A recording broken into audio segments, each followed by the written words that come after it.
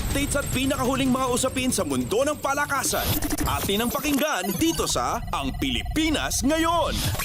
Magandang panimula ang ipinamalas ni Carlos Yulo sa unang araw ng 17th Junior at 11th Senior Men Artistic Gymnastics Asian Championships na kasalukuyang ginaganap sa Tashkent, Uzbekistan.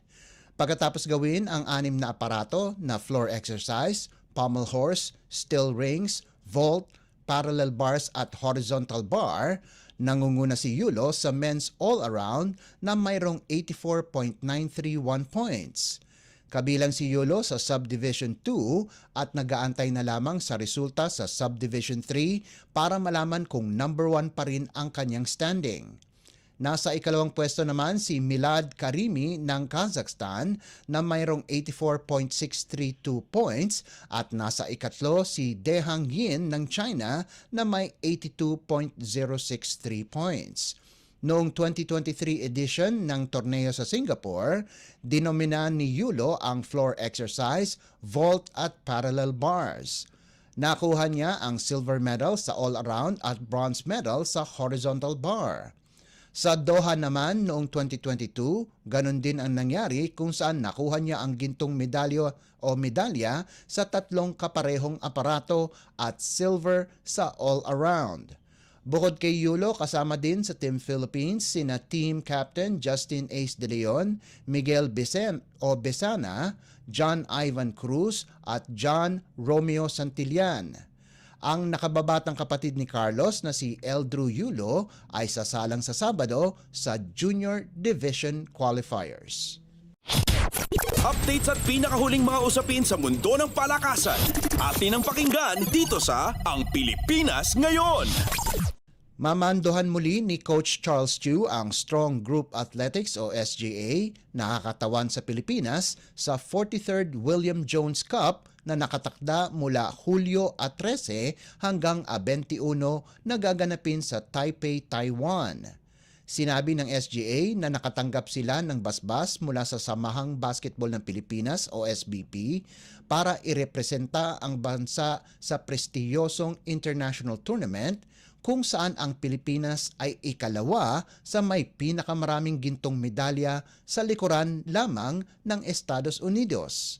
Sinabi ni SBP Executive Director Erica D, malaki ang kontribusyon ng SGA sa Philippine sports sa pamamagitan ng pagsuporta sa mga atleta at National Sports Associations o NSAs katulad ng SBP.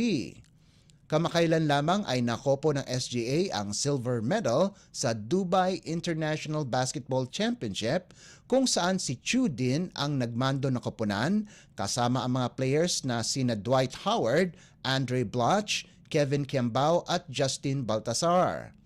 Makakatulong ni Chu si Rashko Toroman na nagsisilbi ring assistant coach ng De La Salle College of St. Benilde sa NCAA. Sinabi ni Chu na magbubuo sila ng team na handang panalunin ang lahat ng laban at para maging proud ang mga Pilipino. Dagdag ni Chu, umaasa siya na maibabalik nila ang corona sa Jones Cup pagkatapos ng mahabang panahon. Asahan na sa lalo't madaling panahon ay ilalabas ng SGA ang kanilang listahan ng mga players na sasama sa kompetisyon. Updates at pinakahuling mga usapin sa mundo ng palakasan.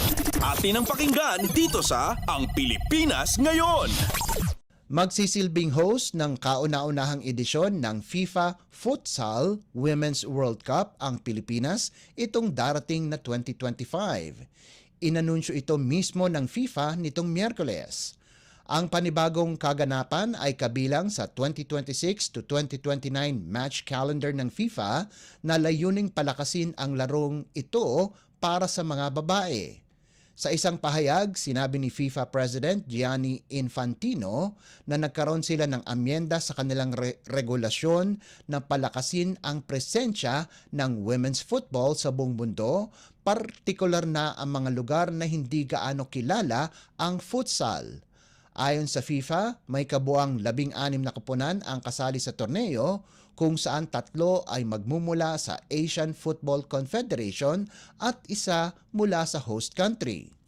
Base sa website ng Union of European Football Associations o UEFA, inilarawan ang salitang futsal bilang small-sided indoor football o maliit na football field na may 5 manlalaro sa magkabilang panig. Updates at pinakahuling mga usapin sa mundo ng palakasan. Atin ang pakinggan dito sa Ang Pilipinas Ngayon. At yan ang pinakahuling balita sa larangan ng palakasan.